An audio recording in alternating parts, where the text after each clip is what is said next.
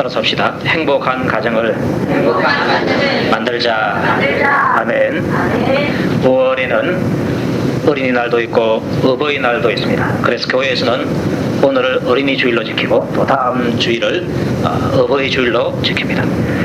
어린이 어버이가 가정이 있기 때문에 이 5월을 가리켜서 가정의 달이라 이렇게 말하기도 합니다. 또 근래에는 5월 21일을 부부의 날이라 이렇게 적어놨습니다. 21일 왜 21일인가 21일 정도 하니까 둘이 하나라고 합니다. 그래서 가정의 달에 둘이 하나 5월 21일을 부부의 날이라 그렇게 적어놨습니다. 그래서 5월이 가정의 달이라 더더욱이 가정의 달이 되는 것입니다. 이 가정의 달 첫 주일에 행복한 가정을 이루기 위해서는 어떻게 해야 되는가 그에 대한 말씀을 생각해 보도록 하겠습니다. 오늘 읽은 본문이 시편 128편인데 시편 120편에서 134편까지는 성전에 올라가는 노래입니다. 이스라엘 백성들이 성전에 올라가면서 부르는 노래, 그 노래가 바로 여기에 있는데 이 내용 중에서 여러 편에서 가정에 대한 것을 노래하고 있습니다. 그 이유는 이 성전에 올라가는 것하고 가정생활하고는 밀접한 관계가 있기 때문에 그렇습니다. 가정이 평안하면은 성전에 올라가는 것이 즐겁습니다. 노래를 부르면서 식구들이 함께 그렇게 갑니다. 그런데 가정이 만약에 여러 가지로 불량하다 그러면 교회에 올라가기가 좀 불편해집니다. 제가 언젠가 어떤 부부가 결석해서 신발을 갔더니만 그 전날 부부 싸움을 대판 싸운 것입니다. 싸우고 나서 그 다음날 화가 안 풀린 상태에서 교회에 가려고 하니까 같이 차를 타고 가야 되는데 남편도 서먹하고 아내도 서먹하고 에라 모르겠다 해서 쉬어버렸습니다. 보니까 가정이 행복하니까 교회 오는 것도 즐거운데 가정에 행복이 없으니까 교회 오는 것이 어렵더라. 하나님께서는 이것을 아시기 때문에 우리 성도들의 가정이 행복하기를 원하시고 또 행복할 수 있도록 하나님께서 우리에게 복을 주기를 원하시는 것입니다. 이 복을 여러분들이 반드시 받아서 충만하게 누릴 수 있기를 축복합니다. 그런데 복은 그냥 주어지는 것이 아니라 내가 복받을 마음을 품고 복받을 행동을 해야 복을 심어놔야 하나님께서 그걸 통해서 우리에게 복을 주시는 것입니다. 이 가정의 달에 우리 가정의 복을 받기 위해서 뭘 해야 되는가? 그 답이 128편 1절에 있습니다. 여호와를 경외하며 그 도에 행하는 자마다 복이 있도다. 이 말씀을 주고 있습니다. 한번 따라서 합시다. 여호와를 경외하며 그 도에 행하는 자마다 복이 있도다. 아멘. 보니까 여호와를 경외하라 말씀하고 있는데 경외라는 것은 경자는 존경하는 것이고 외자는 두려울 외자입니다. 하나님을 대할 때에 그분을 사랑하면서 존경을 하고 그 다음에 그분에 대해서 두려워할 줄도 알아야 한다는 것입니다. 두려워할 줄 알 때에 비로소 내가 그분의 말씀을 복종할 수가 있는 것입니다. 만약에 하나님이 두렵지 않다 그러면요 그분이 말씀하실 때 내가 귀담아 듣지 않고 말씀하실 때 내가 그 말을 거부하기도 하고 순종하지 않는 것입니다. 우리는 그분의 말씀에 대해서 두렵고 떨림으로 복종할 수 있는 그런 마음을 가져야 하는 것입니다. 그게 바로 경외라는 것입니다. 그래서 하나님을 경외해라 그렇게 말하고 있고 경외하고 그 다음에 그 도에 행하는 자마다 복이 있도다 이 말씀을 하고 있습니다. 도라는 것은 말씀 도자인데 하나님의 말씀을 뜻하고 있습니다. 그런데 이 말씀 도자가 참 신기한 것은 또 길 도자가 되기도 합니다. 그래서 하나님의 말씀이 바로 길이다. 길이라고 하니까 복받는 길이다. 내가 잘 되는 길이다. 여러분들 그렇게 믿으시기를 바랍니다. 하나님의 말씀은 하나님께서 우리에게 생명을 위해서 주셨고 복을 위해서 주신 것입니다. 그래서 그 말씀을 듣고 그대로 따라가는 것이 바로 복받는 길이구나. 내가 잘 되는 길이구나. 여러분들의 그런 믿음을 꼭 가질 수 있기를 축복합니다. 하나님께서 말씀을 통해서 이 행복한 가정을 이루는 비결을 우리에게 말씀을 해주었습니다. 이 말씀 듣고서 내가 순종하면은 가정이 행복한 것이고 만약에 말씀 들어도 순종하지 않으면은 뭐 그대로 복받지 못한 채로 살아갈 수밖에 없습니다. 행복한 가정을 이루는 방법에 대해서 하나님께서는 에베소서, 골로새서 또 베드로전서 이 세 군데에서 말씀을 해주었습니다. 가정에 남편이 있고 아내가 있고 부모가 있고 자식이 있는데 이 가정의 행복에 대해서 말할 때 하나님께서는 먼저 아내에게 말씀했습니다.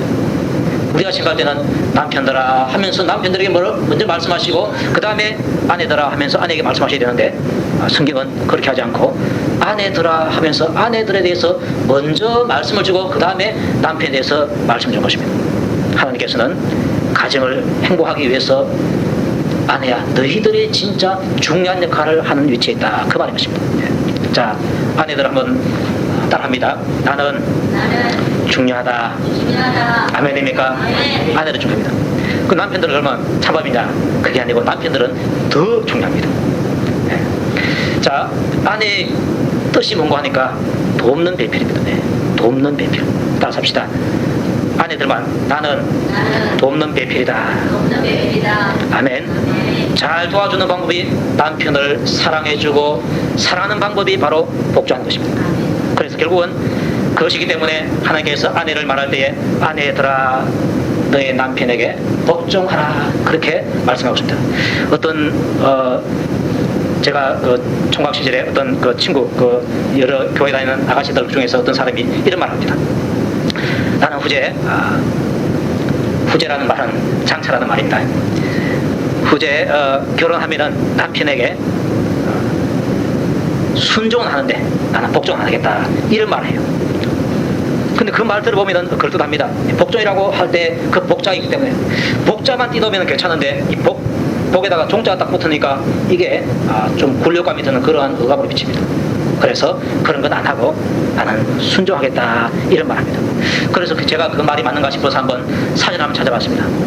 복종을 찾아보니까 명령의 초점, 그 명령을 따라가는 것이 바로 복종이다 해놓고 순종을 찾아보니까 순순히 복종함 이렇게 해놨습니다. 그러니까 순종이나 복종이나 다를 바가 없다는 것입니다. 그런데 성경에는 복종하라라는 말을 쓰고 있습니다. 에베소서에도 골로새서에도 복종하라 되어 있고 베드로전서에서는 순복하라 그렇게 되어 있습니다. 그래서 순종이고 복종이고 할 것 없이 같은 뜻이라는 것을 알면 됩니다. 자, 그런데 아내가 남편을 잘 도와주는 방법이 바로 남편에게 복종하는 것이다. 이것이 바로 도와주는 방법이고 또 남편을 사랑하는 방법 가운데 하나가 되는 것입니다. 자, 도와주는데 어떻게 도와주는가 하니까 순종하는데 어떻게 순종하는가 하니까 아내들아 자기 남편에게 복종하기를 죽게 하듯 하라 이 말을 하는 것입니다. 죽게 하라. 자, 우리가 주님께 어떻게 해야 됩니까? 무조건 그분의 말씀에 복종해야 하는 것입니다. 모든 일에 주님께 복종해야 되는 것이 우리 할 의무인데 그것처럼 아내가 남편에게 모든 일에 복종을 해라 그렇게 말하고 있습니다. 왜 그런가 하니까 남편은 아내의 머리가 되는 것이다. 그리스도가 우리의 머리가 된 것처럼 남편은 바로 아내의 머리가 되기 때문에 머리가 된 남편의 말에 대해서 순종하면서 복종하면서 살아가라 이렇게 말씀하고 있는 것입니다. 그래서 아내들은 범사의 남편에게 복종하는 것이 잘 도와주는 방법이다. 자, 그런데 여기서 하나 제외해야 될 것이 있습니다. 죄되는 것은 죄하라. 죄 짓는 것까지도 남편에게 복종하면 그것은 하늘 앞에 잘못된 것입니다. 그래서 모든 문제에 있어서 남편에게 복종하라고 할 때는 그 전제가 죄 짓는 것은 금하는 것입니다. 그건 하나님께서 금하기 때문에 그런 것입니다.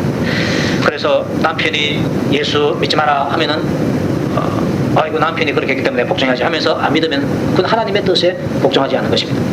또 어떤 남편은요 남의 물건을 도없이 해오라 이런 남편도 있어요. 그런 데 대해서 우리 예수 믿는 사람은 단호하게 그것은 하나님 앞에 죄라고 그렇게 말해줘야 하는 것입니다. 우리의 최초의 조상인 아담과 하와가 이 부부 생활을 할 때에 하와가 아내인데 이 아내가 남편을 잘못 도와줬습니다. 선악과를 먹어보고 아이고 이거 안 되겠구나 하고 안 줘야 되는데 줘버렸습니다. 이건 잘 돕는 것이 아닌데 그럼에도 불구하고 그런 식으로 도왔기 때문에 결국은 두 사람 다 죄를 범하고 마는 것입니다. 아내는 남편에게 잘 도와줘야 되는데 잘 못 도와주면 둘 다 가정에서 불행을 맞이하게 되는 것입니다. 가나안 땅에 들어갔던 이스라엘 백성들이 가나안에 있는 여자들을 다 쫓아내고 가나안 민족을 다 쫓아내려 그러는데 덜 쫓아냈습니다. 그리고 이방인과 결혼하면 안 되는데 그들과 결혼을 하게 됐습니다. 결혼하니까 어떤 현상이 벌어졌는가 하니까 그 가나안 땅 여인들이 자기 남편을 꼬셔가지고 자기들이 숨겼던 바알신, 아시라신 그런 우상을 승계한 것입니다. 그게 이제 퍼져가지고 온 이스라엘이 하나님을 섬기는 백성이 나중에는 우상 섬기는 백성으로 변화버리고 말았습니다. 그랬더니 그 이스라엘 나라에 불행이 왔습니다. 나라가 망하게 된 것입니다. 아내를 잘못 만나니까 그 시초가 바로 아내를 잘못 만나니까 우상 숭배하는 아내를 만나니까 결국은 이스라엘 백성들이 망하는 자리로 나갔다는 것입니다. 이걸 보니까 가정의 행복은 아내가 남편을 잘 돕는 데 달렸다는 것을 알 수가 있습니다. 하나님의 말씀을 아내들이 잘 깨닫고 남편을 잘 도와줘야 하나님 앞에서 복된 인생을 살아갈 수가 있습니다. 잠언서 31장에 보면은 현숙한 아내가 나오는데 그 현숙한 아내가 진주보다도 더 귀하다 이렇게 말씀하고 있습니다. 칭찬 듣는 아내가 되기 위해서 정말로 가정에서 잘 남편을 도와주는 사람이 될 때에 칭찬 듣는 아내, 진주보다 더 귀한 현숙한 아내가 되는 것입니다. 여러분 모든 아내들이 하나님의 말씀을 깨닫고 말씀에 근거해서 남편을 도와줌으로 말미암아 현숙한 아내라는 평을 받기를 바라고요. 남편에게서부터 칭찬 듣는 아내가 될 수 있기를 주님 이름으로 축복합니다. 아내가 가정에서 이런 위치를 잘 점하고 남편을 도와주게 되면요, 그로 인해서 가정에 행복이 꽤 쏟아지는 것입니다. 아내에게 말씀하고 난 다음에 그 다음에 하나님께서는 남편들아 하면서 남편에게 주시는 말씀을 또한 주었습니다. 남편은 가정에서 지도자가 되는 것입니다. 그 지도자인 남편에게 하시는 말씀이 너는 아내를 사랑해라 그렇게 말하고 있고, 사랑할 때에 어떻게 사랑하는가 하니까 예수님께서 우리를 위해서 죽어주신 것처럼 네가 아내를 위해서 그렇게 하라는 것입니다. 남편이 아내에 대한 사랑은 주고받는 기브 앤 테이크의 사랑이 아니고 그냥 일방적으로 주시는 하나님의 사랑처럼 그런 사랑으로 사랑하라 그렇게 말하는 것입니다.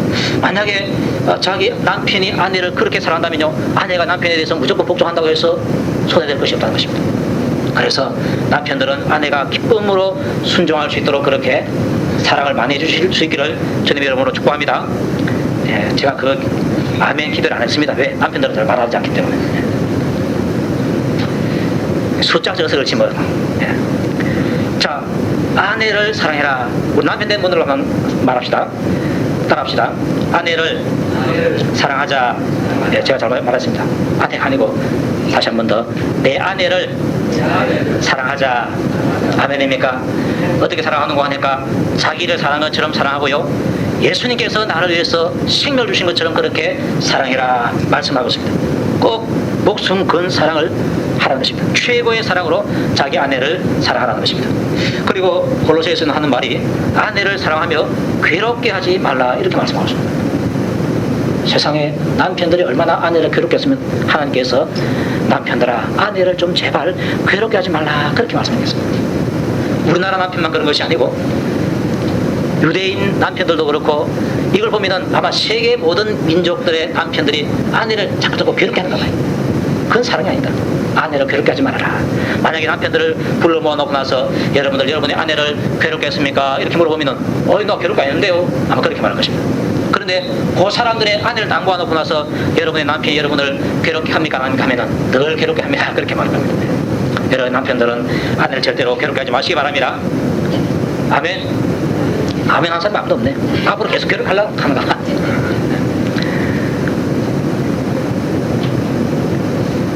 남자는 여자를 귀찮게 하고요, 남편은 아내를 괴롭게 합니다.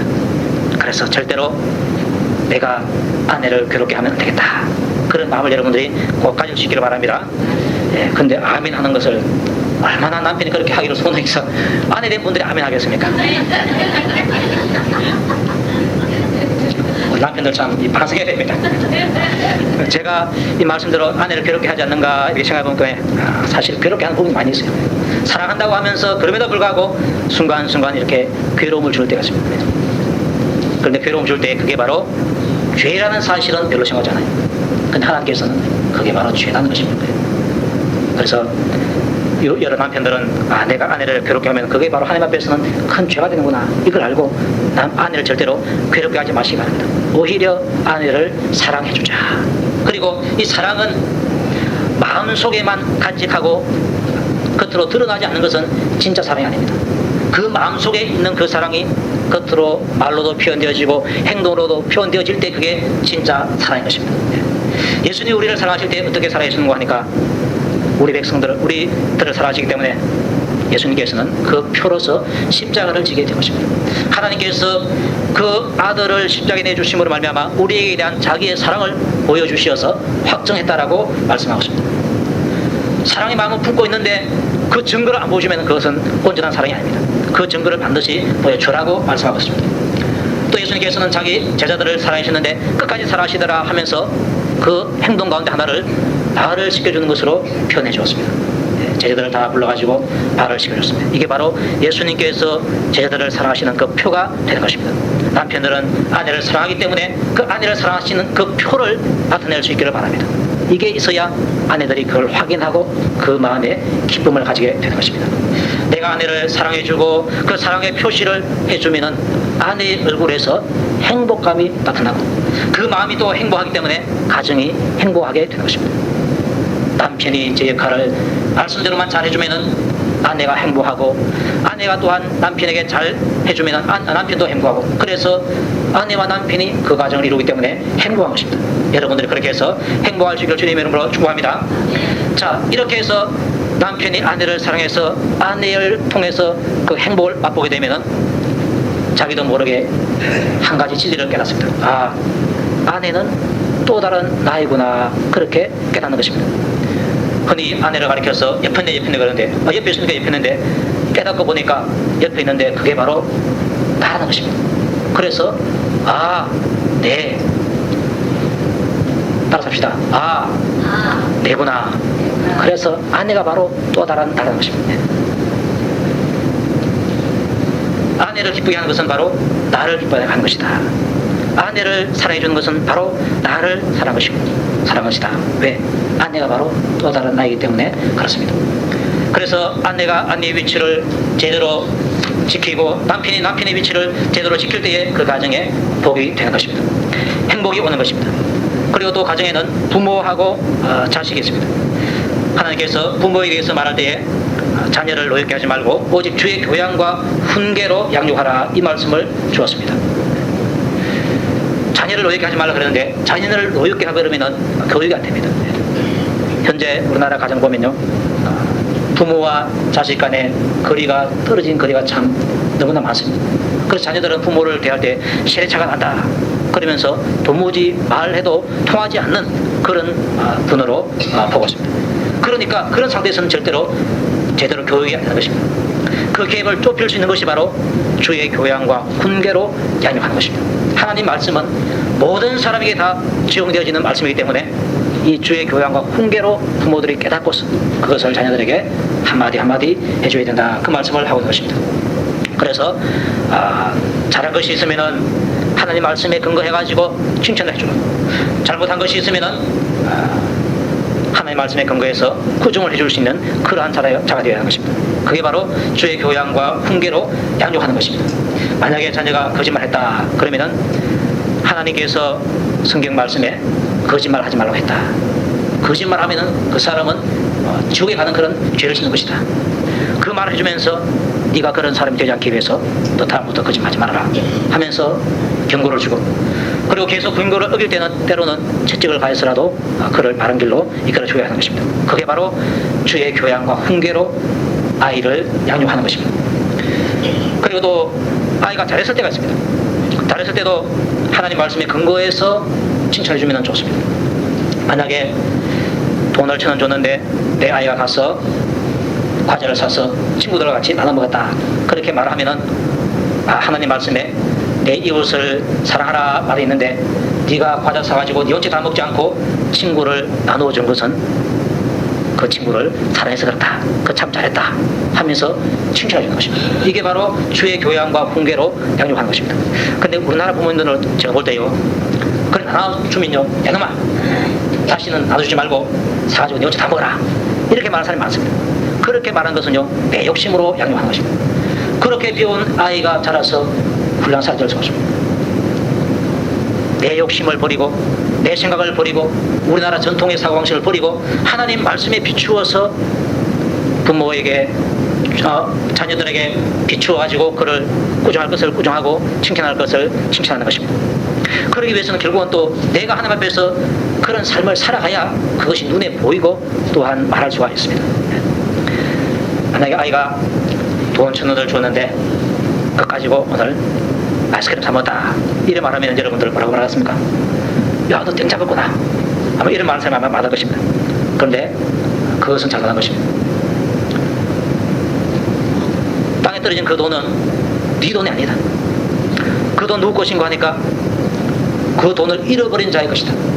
그래서 1차적으로는 그 돈을 잃어버린 자가 있으면은 알면은 그에게 돌려주는 것이 마땅하고, 만약에 잃어버린 자를 모른다, 도무지 알 수가 없다, 그때는 그 돈을 너가 하면 안 되고, 너 것이 아니기 때문에 너가 하면 안 되고, 진짜 주인이 하나님이시니까 하나님께 드려라, 이렇게 하는 것이 오히려 그에게 잘 교육하는 것입니다. 우리나라 그 부모님들이 그렇게 교육 안 해요. 교육 안 하기 때문에 자라날 때 그런 것을 배우지 못하는 것입니다. 자라날 때에 교회에 다니는데 부모님들로부터 주의 교양과 훈계로 양육받지 못하기 때문에 그냥 인생을 그냥 내 마음대로 살아가는 것입니다. 내 인생을 내 마음대로 살아가서 복될 사람이 아무도 없습니다. 내 인생을 행복하게 하기 위해서는 하나님의 말씀에 내 인생을 맞춰가지고 그 말씀대로 내가 살아야 하는 것입니다. 그렇게 내가 내 인생을 살게 해야 내가 복된 것입니다. 그것을 나도 그렇게 살고 또한 내 자녀들에게 그렇게 가르쳐서 그들로 하여금 그 말씀의 길로 가게 하는 것입니다. 그렇게 가게 하면은 하나님께서 그를 책임지시고 복 줄 때에 복을 다 주고 그를 인도하게 되는 것입니다. 그 다음에 자녀가 부모에게 어떻게 해야 되는가?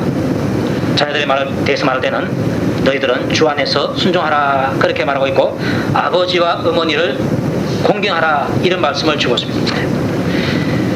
우리나라 말로 하면은 효도를 잘하라, 그 말입니다. 그 효도의 방법은 첫째로는 부모에게 순종하는 것이다. 부모님이 하시는 말씀에 대해서 주 안에서 순종하라 말했기 때문에 죄가 되는 것 말고는 다 순종하는 것입니다. 내 마음에 좀 안 들어도, 내가 좀 손해보는 것 같아도 그럼에도 불구하고 부모님 말씀 같으면 부모님 말씀이기 때문에 순종하는 것입니다.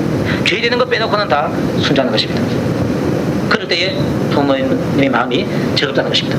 그 다음에 부모님을 공경하라 했는데 이 공자는 공개하는 것을 말하고 있습니다. 공개는 부모님이 뭘 필요를 하실 때 그 필요를 채워주는 것을 말합니다. 옷이 필요하면 옷을 사다 드리고, 먹을 것이 필요하면 먹을 것을 사다 드리고, 또 병이 나서 약이 필요하면 약을 사다 드리고, 이렇게 하는 것이 바로 공개인 것입니다. 이 공개를 잘 해라, 그렇게 말하고 있고, 그 다음에 경자는 존경하라, 부모님을 존경하고 그 부모님을 귀중하게 여기라, 이렇게 말하고 있습니다. 귀중하게 여기고 필요한 것을 채워줄 때 하나님께서 그 부모에게 그 자식에게 대해서 복을 주겠다라고 말씀하고 있는 것입니다. 근데 부모님이 젊을 때는 괜찮은데 늙어지면은 자식들이 이제 자기도 어른 됐다고 부모님을 가볍게 여길 때가 있습니다. 특히 홀로 계신 어머니를 가볍게 여길 때가 있습니다. 하나님께서 특별히 말하기를 내 어머니를 경히 여기지 말아라, 가볍게 여기지 말라 그랬습니다. 그래서 우리는 부모님이 동시에 살아계시든지 아버지 홀로 계시든지 어머니 홀로 계시든지 상관없이 그분에게 대해서 항상 존경하고 중하게 여기는 것입니다. 귀중하게 여겨서 그분의 필요를 채워주고 그분에게 순종하고 그분을 존경할 수 있어야 하는 것입니다. 현재 우리나라 가정을 보면은 자식들에게는 투자를 얼마나 많이 하죠. 학원 보내는데 투자를 많이 하고, 또 옷 사주는데 투자를 많이 하고, 신발 사주는데 투자를 많이 하고, 보니까 아이들이요, 유메이크 아니면은 안 입어요. 메이크 있는 걸 사줘야 애들이 커요. 왜 그러냐 물어보면은 다른 애들도 다 그렇기 때문에 자기 혼자 안 그러면은 다 돌려받으니까 할 수 없어가지고 그렇게 하는 것입니다. 그게 비해서 자녀들에게 가는 것에 비해서 부모님에게로 가는 것은 별로 없습니다. 그래서 여러분의 자녀들이요, 복을 많이 받아가지고 돈이 많아야 여러분에게 오는 것이 좀 있습니다. 그래서 여러분의 자녀가 복을 좀 많이 받기를 바랍니다. 많이 받아야 자식에게 가고 그 다음에 오는 것입니다. 근데 자녀된 도리로서는요, 부모에게 먼저 그것을 드리는 것이 도리인 것입니다. 그리고 또한 인격 존중의 면에 대해서는 노아가 포도주를 마시고 벌거벗고 잠을 자게 됩니다. 그때 함은 그것을 보고서 그 수치를 소문냈습니다. 그러나 셈과 야벳은 그 수치를 덮어주었습니다. 이게 뭡니까? 부모에 대해서 흉을 보지 않는 것을 말하는 것입니다. 흉본 함은 저주를 받게 되고, 덮어준 셈과 야벳은 하나님 앞에서 복을 받게 되는 것을 보게 됩니다. 자기 부모를 함부로 이렇게 욕한 사람이 있습니다. 흉을 본 사람이 있습니다. 그 사람은요 함처럼 저주받을 그 일을 걷고 있는 것입니다. 반대로 부모의 허물을 덮어주고 부모의 장점을 드러내서 훌륭하다고 생각하고 승진하는 사람들, 신과 야벨처럼 반드시 복을 받을 줄로 믿습니다. 그래서 여러분들 부모를 존경하고 사랑하는 표시로 그분의 인격을 존재해 주시길 바랍니다. 신과 야벨처럼 하시고 함처럼 절대로 하지 마시길 바랍니다. 자, 이렇게 효도를 잘할 때 하나님께서 특별히 복을 약속했습니다. 다른 계명은 지키라 하고 복을 약속 안 했는데 이 계명만은 지키라 하고 지키면은 내가 너에게 복을 주겠다 그러는데 내가 잘되고 땅에서 장수하리라 이렇게 했습니다. 왜 잘되고 하는 거 하니까 부모님에게 공경을 하기 위해서는 필요한 물질이 있어야 됩니다. 그래서 내가 너에게 잘되게 주겠다, 복을 주겠다 그렇게 말씀하고 있는 것입니다. 여러분의 자녀를 위해서 기도할 때 여러분의 자녀가 여러분들에게 효도하기를 기도하시기 바랍니다. 그러면은 그것은 바로 자녀들이 복을 받도록 기도한 것과 동일한 것입니다. 여러분의 자녀가 효도를 잘해서 하나님 앞에서 복을 받게 되면요 누가 좋습니까? 그 본인들이 좋은 것입니다. 자녀들을 위해서라도 여러분은 특별히 효도를 받아야 하는 것입니다. 그 효도를 하려고 해도요 효도 받는 사람이 효도 받을 만한 그러한 그 아량을 베풀어 줘야 됩니다. 가령 어머니 생신날 우리가 차드릴게요, 또 어버이날 차드릴게요 하면은 애야 귀찮다 오지 말아라, 그 뭐 피곤한데 올라 그러느냐 이렇게 하지 마시고 그래 고맙다 오도록 하는 것입니다. 오면은 같이 보면 즐겁죠. 그런데 그것이 그들에게는 효도가 되기 때문에 그게 바로 그들에게는 하나님 앞에서 복받을 일이라는 것입니다. 복받을 일을 자녀들이 하려고 할 때 그 복받을 장을 베풀어 줘야 되지 오지 마라 하고 선물 필요 없다고 이렇게 하면 안 되는 것입니다. 저도 이 생일날이나 이렇게 다니까 우리 윤정이나 그런데 윤정이가 아주 좀 편지도 쓰고 뭐 이렇게 용돈 모아가지고 뭐 좀 사주려고 그래요. 그래서 제가 그게 안타까워가지고 하지 마라, 말라 하냐, 괜찮아 놔두라 그럽니다. 놔두라 그러면은 제 아내가 옆에서 얼마나 잘 도와줬는지 모릅니다. 지금 할 때 그걸 받아둬야 아직 클수도 한다. 그게 효도인데 왜 당신이 하지 말라 하느냐 이렇게 말해요. 그래서 제가 그 말 듣고 그래 해라 그럽니다. 그래 하고 나서 이제 몇 주 좀 지나가지고 일부러 생각해가지고 용돈을 조금 더 줍니다. 그래서 자녀가 나에게 효도하려고 할 때 야 돈 아깝다 그거 말라갈라 하냐, 왜 못 사주려 하느냐 그렇게 하지 마시고 네 마음에 익힌 대로 사주고 싶으면 사다오 그렇게 하십시오. 아멘입니까?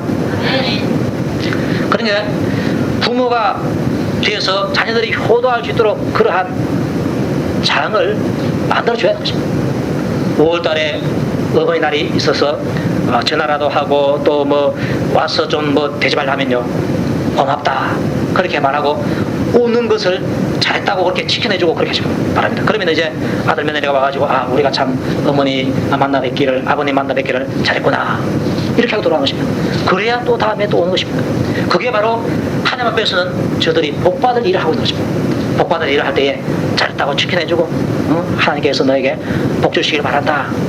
계명에 보니까 효도 잘하는 사람 하나님께서 땅에서 잘되고 장수한다 했는데 아마 너희들이 그걸 복을 받을 것이다, 참 잘하고 있다 이렇게 신호를 딱 주면은 자녀들이 그 마음의 기쁨을 가지고 효도를 계속 하려고 하는 것입니다. 또 그 효도를 하면요 그게 따라온 그 손자 손녀들 그들이 또 나중에 자라가지고 자기 어머니 아버지에게 효도하는 것입니다. 그래서 대대로 하나님의 복이 내려가는 것입니다.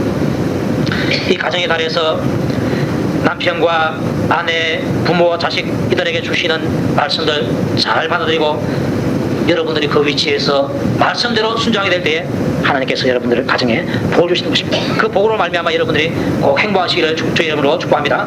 자, 복을 주시는데 그 복의 내용이 여러 가지입니다. 내가 내 손이 수고한 대로 먹을 것이라, 내가 복되고 형통하리라 했습니다. 이 가정에 이런 복이 임하니까 내가 내 손이 수고한 대로 먹을 것이다 이렇게 말하고 있는데 수고한 대로 못 먹는 것은 복이 아닙니다. 어떤 사람은 수고는 많이 했는데 다 빼앗아가지고 가버려가지고 수고한 대로 못 먹는 복이 아닙니다. 또 그러면은 수고한 것보다 더 많이 먹는 것은 복이 아닌가? 그것도 또 복이 아니고 그것도 저주입니다.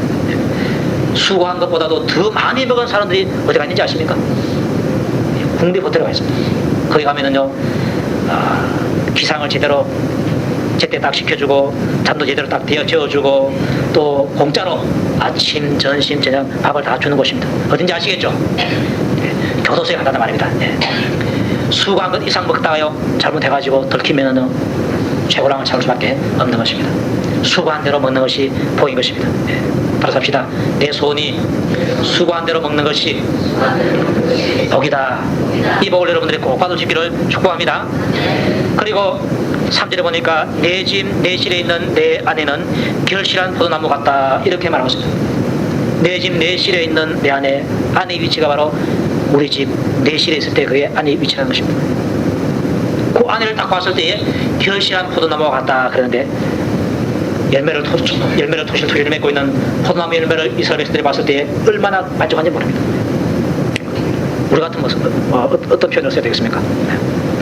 우리는 포도를 재배 안 하니까 곡식이 다르게 익어가지고 고기를 막 수해가지고 토실토실할 때에 얼마나 보기 좋습니까? 또 배추를 심어놨는데 배추가 막 이들들하게 잘 자랐다, 얼마나 보기 좋습니까? 토마토를 심어놨는데 또 무슨 곡물을 심어놨는데 토실토실하게 잘 연결해 있다, 얼마나 보기 좋습니까? 네. 자기 아내를 보니까 그 자기 아내가 바로 그렇게 보기 좋도록 결실한 포도나무같이 그렇게 보인다. 이게 얼마나 남편에게 큰 복입니까? 네. 아내를 봤는데 꼭 오다놓은 보리자루처럼 그렇게 보이면 이게 눈이 어디로 돌아가겠습니까? 바깥으로 돌아갈 텐데 결실한 포도나무 같으니까 얼마나 아내가 보기 좋겠습니까? 네. 우리 남편들은 여러분의 그 집에 내시에 있는 아내가 꼭 그렇게 보일 수 있기를 축복합니다. 결실한 포도나무 같이. 아멘 소리가 쩍 내보니까 아멘 한번 합시다. 아멘. 근데 이거 보면요, 남편 책임 아니고 아내들이 얼마나 못 도와줬길래 남편들이 이 말이 안 옵니까? 여러분도 오늘부터 가서 남편을 좀 잘 도와주고 사랑해 주시길 바랍니다. 아내는요, 자기도 연약한 그릇이, 자기는 더 연약한 그릇이고 남편은 연약한 그릇입니다. 남편도 연약하기 때문에 더 연약한 그릇인 여러분들이 좀 잘 도와줘야 됩니다. 잘 도와줘서 정말로 내 아내가 결실한 포도나무처럼 보이는구나, 남편의 눈을 그렇게 열 수 있도록 여러분들이 좀 잘해주시길 바랍니다. 아내가 그렇게 잘 도와주면 남편이 그렇게 보이는 것입니다. 그런데 그것도요, 하나님께서 복을 주시야 그렇게 보인다는 것입니다. 하나님께서 복을 주시니까 내 집 내실에 있는 내 아내가 결실한 포도나무 같다, 그렇게 보이고, 그 다음에 내 상에 둘린 자식은 어린 감람나무 같다, 그렇게 말하고 있습니다. 어린 감람나무라 하는 것은요, 앞으로 장차 자라서 감람나무 열매를 많이 맺을 그런 희망이 본다는 것입니다. 같이 이제 상에 앉아서 아이들이 먹고 있는데 아이들을 볼 때마다 이 녀석이 자라서 훌륭한 인물이 됐구나, 이렇게 보면 엄마 아버지 마음이 얼마나 즐겁겠습니까? 그런데 이놈 자식 보니까 삭소 노랗다, 장차 뭐가 되겠노? 시골철럼이다, 이렇게 보면은요, 이게 안 좋은 것입니다. 가장 행복하지 않은 것입니다. 그래서 하나님께서 복을 주시니까 아내도 이쁘게 보이고 아이들도 이쁘게 보여서 그야말로 가정에 행복이 있고 즐거움이 넘치는 것입니다. 어떤 사람에게 이런 복을 주시는 거 하니까 여호와를 경외하는 자는 이같이 복을 얻게 된다라고 말씀하고 있습니다. 경외하고 그 말씀을 순종하니까 하나님께서 가정에 그런 복을 주시더라. 꼭 이 복을 여러분들이 받아서 누릴 수 있기를 축복합니다. 자, 이 가정이 복되니까 그 다음에 이 과정에서부터 복이 다른 곳으로 옮겨갑니다. 여호와께서 시온에서 내게 복을 주실지어다 했는데, 시온은 바로 예루살렘이고 또한 하나님의 성전입니다. 거기에서 너는 평생에 예루살렘의 복을 보게 되겠다 말씀하고 있습니다. 가정이 복을 받으니까 가정이 모여있는 교회가 또한 복을 받게 되더라는 것입니다. 행복한 가정에서 온 행복한 성도들이 모여서 행복한 교회를 이루게 되는 것입니다. 또 역으로 이 교회에서 복을 받게 되면 이 복이 또 가정으로 전파돼 가지고 가정이 행복한 것입니다. 여러분 가정이 행복하기를 바라고요, 또한 우리 상계교회가 행복하기를 축복합니다. 예루살렘의 복을 보게 될 것이고, 또 그 다음에 내 자식의 자식을 볼지어다 했는데, 자식 보는 것도 복이지만요, 그 자식의 자식을 보는 것도 더 큰 복인 되는 것입니다. 손자보다는 말입니다. 이런 복을 받게 되고 마지막에 이스라엘에게 평강이 있을지로다 했는데, 이스라엘은 나라 전체입니다. 개개인 가정이 복을 받고 하나님의 교회들이 복을 받고, 그렇게 하니까 온 나라 전체가 복을 받게 되더라, 평강이 있게 되더라 그렇습니다. 가정에 평안하고 나라에 평안하고 연결됩니다. 만약에 우리나라에 있는 가정들이 다 무너지면요, 나라가 무너져버립니다. 그러나 가정이 잘 굳게 서 있으면 나라가 든든하게 선 것입니다. 교회도 마찬가지로 든든하게 서가는 것입니다. 이런 복이 우리 상계교회와 여러분 각 가정에 임할 수 있기를 주님의 이름으로 축복합니다. 이 시간 우리 기도할 때에 하나님께서 우리 가정에 복을 주시도록 기도하고, 또 여러분이 남편과 아내와 또 부모와 자식인데 그 하나님께서 주신 말씀을 따라서 내가 살게 해주시옵소서 간절한 마음 가지고 한번 기도하시기 바랍니다.